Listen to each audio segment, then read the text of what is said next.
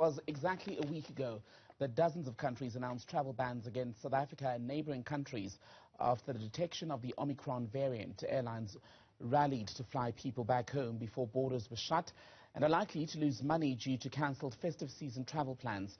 Let's talk about the impact of the pandemic and travel restrictions on the local and international aviation industry with the CEO of the Airlines Association of Southern Africa, Aaron Monetsi.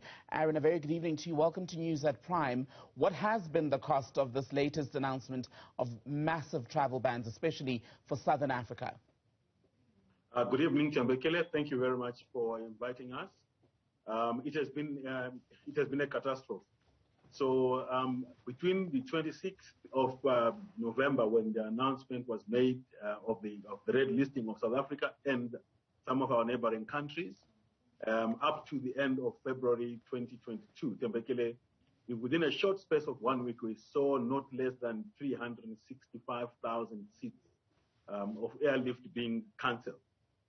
By the end of this week, a total of almost 1 million seats have been cancelled from the countries that have placed travel bans in South Africa and the neighboring countries.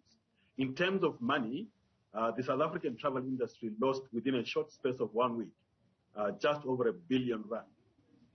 And these seats, you say 1 million seats cancelled, were the bulk of these people coming to South Africa, or was it evenly spread across the other popular destinations on the continent? Close to 400,000 were coming to South Africa, and the remainder were going to countries neighboring South Africa. And what does that mean then, I wonder, for the recovery that the aviation industry had begun to see based on the massive disruption at the beginning of 2020? Tembekele, we have been dealt a body blow. The travel industry was beginning to recover. We were seeing very, can I say, encouraging green shoots. But with this announcement, it's going to take us quite a long time to recover. It's not only once the announcement to remove us from the red list that we see an immediate uptake of seats. What happens is people are already making alternative arrangements to alternative destinations. So even when they do remove us from the banned list, the cancellations are already in place. We are going to have to do a massive campaign, and we are grateful that we have partners like the Tourism Business Council of South Africa, the SATSA. They are already putting in place a combination of activities in conjunction with South African tourism to try and see if we can wrestle this catastrophe back and see if we can start getting bookings coming back into South Africa. But Tembekele is going to take us quite a hefty effort, and it's going to take much more than just campaigns for us to get the bookings coming back and the industry recovery. And Aaron, we saw that rush, right, after the UK first announced that it was banning travel to South Africa and the neighbouring countries. That happened on Thursday night. By Friday morning, there were hundreds, if not thousands, of people at OR Tambo and at the airport in Cape Town trying to get back home before the borders were essentially going to be shut in their faces. How easy is it for the aviation industry to make a plan for commuters in that short space of time when a country says, this is what we're implementing, and you now have to adapt, and people are saying, well, I need to get back home?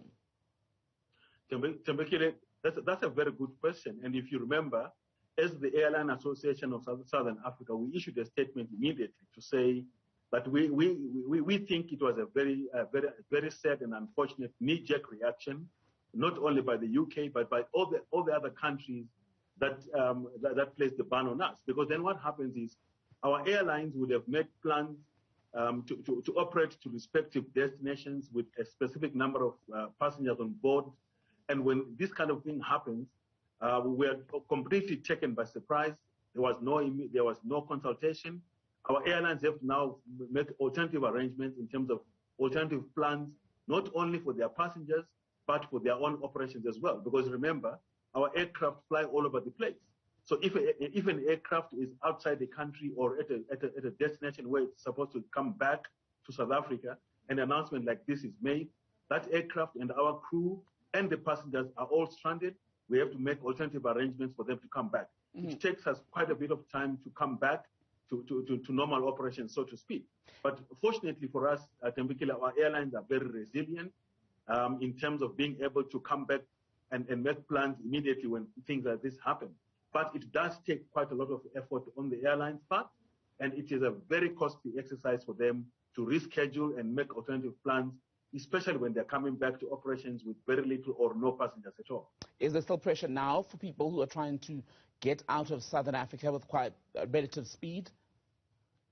Well, there is still pressure in terms of the fact that the people that were already caught in our countries in Southern Africa were trying to get back to their home countries. Their home countries have unfortunately placed restrictions on them to get back home. They either have to go through self-quarantine or they have to go through forced quarantine. And like our president said when he addressed the nation on Sunday, we call upon those countries to actually reverse these decisions, because it not only affects or impacts our airlines, it impacts passengers, it impacts our economies. And we are grateful that the president actually made that call to those countries to reverse these unfortunate decisions that they made. Irene Munetsi from the Airlines Association of Southern Africa, grateful for your time this Friday, so thank you.